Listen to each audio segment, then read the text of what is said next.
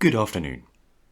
As a railway enthusiast, there are many terms I use in my day-to-day life that most people do not understand, and this is incredibly annoying. Therefore, I am going to educate you. Okay, that was quite rude, but it's my channel.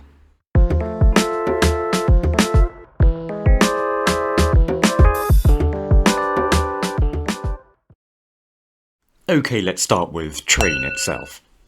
This is the entirety of a rail vehicle, except not a rail vehicle, it's multiple, but it can just be one. That's a single unit, but lots of them pulled by something.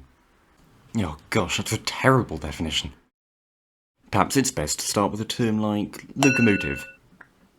These are the powered vehicles that the train is usually driven from, and they pull the train, obviously. Said train can be formed of many things, such as coaches, for example. All the coaches of a train coupled together is called a rake. Not sure why.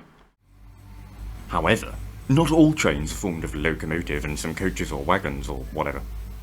Some are multiple units. This is where power is distributed across the several vehicles of the train, and it's driven from the actual train itself, not a locomotive, because there isn't a locomotive. But collectively, all rail vehicles are known as rolling stock. Now, said rolling stock is often painted in lots of different colour schemes depending on who is operating them. This is known as a livery. But obviously, all these trains need to run on rails, and what holds those rails together are sleepers. Traditionally, sleepers are made of wood, however you'll increasingly find them being made of concrete because concrete is OP. Collectively, sleepers and rails make up tracks. Now, to make sure trains don't just bump into each other, signals are used. Now, signals are a lot more complicated than traffic lights, but for the sake of your simple minds, think of them as traffic lights for trains. Most modern signals are aspect, which means they have various different lights to indicate whether the track is safe to travel on or not.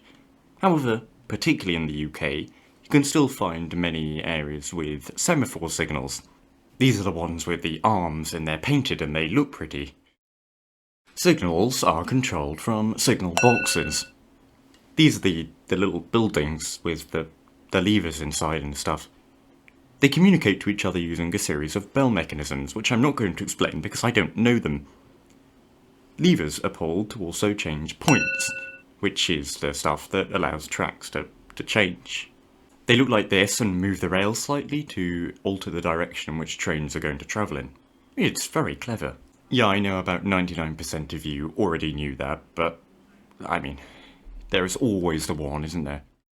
The people who work in signal boxes and pull the levers, control the signals and divert trains are called signallers. However, in the past they were called signalmen, but then they realised that that wasn't particularly inclusive. Nowadays, most of them work in ROCs or Rail Operations Centres, but there are still plenty in signal boxes. In the latter, it's a very lonely but also extremely stressful job, so show them a bit of respect.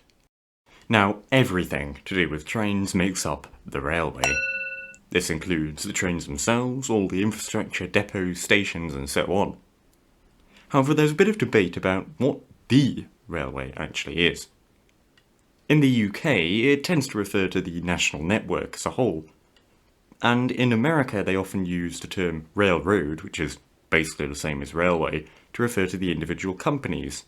However, in continental Europe it gets a lot more blurred as different countries' rail networks sort of intermingle with each other and mix, so it's hard to tell where one ends and another begins.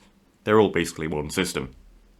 Therefore, you'll find the word used less in continental Europe, but it still appears.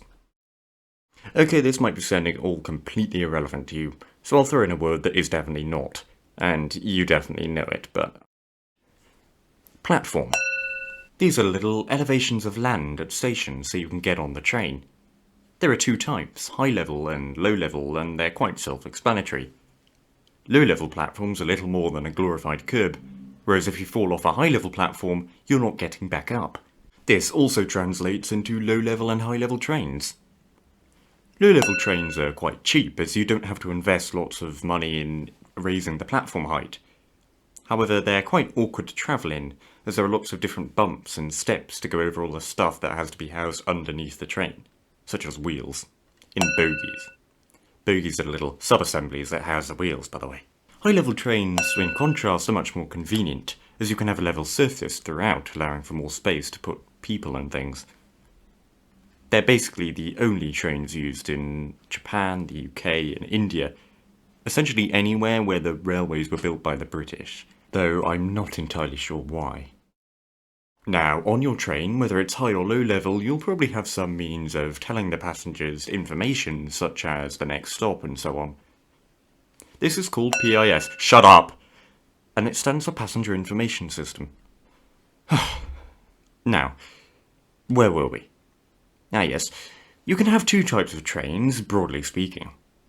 Heavy rail or light rail. Now the definition of these is somewhat vague, but generally speaking, heavy rail is big trains as well as subways and metros, or light rail, which is stuff like trams or the Ottawa O train.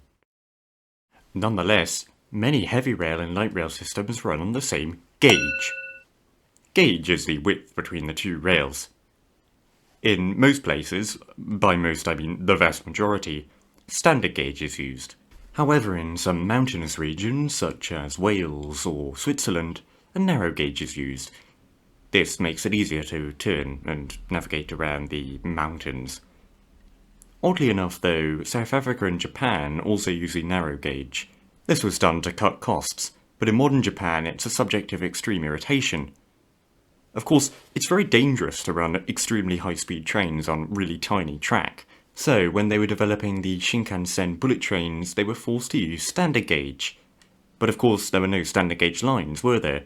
So they had to build dedicated railways wherever they wanted the Shinkansen to run, and it meant the bullet trains wouldn't be compatible with any other line in Japan. Yeah. Now, gauge is not to be confused with loading gauge, which is different.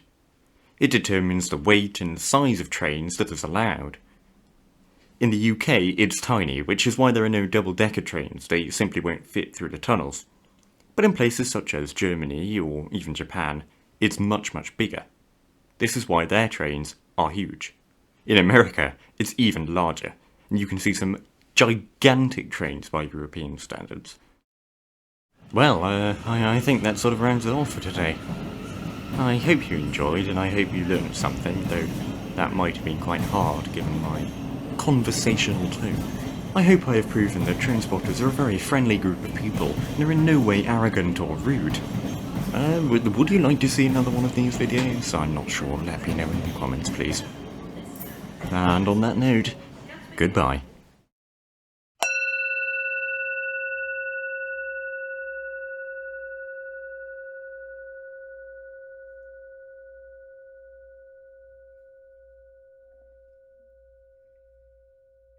Wow.